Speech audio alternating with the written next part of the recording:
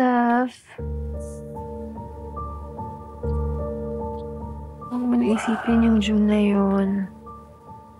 Sigurado ako.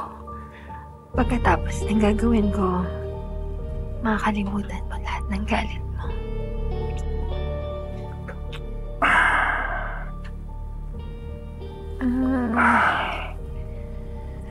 Betsy. Wala ako sa mood. Papahinga muna ako.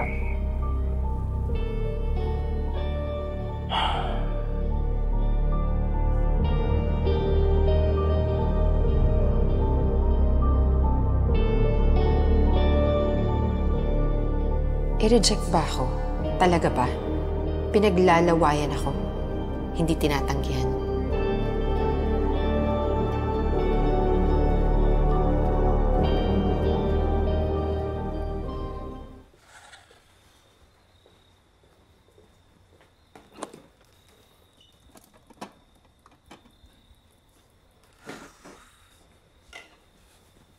Ilang beses ko sinubukan umarap sa kanya pero wala akong mukhang mahirap sa kanya.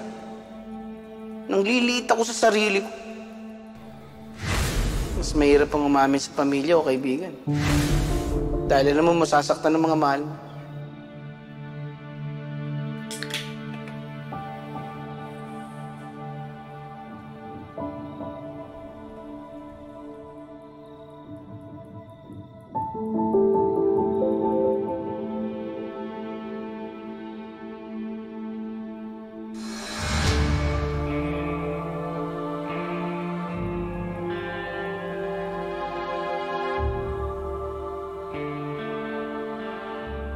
Hi, Gerald.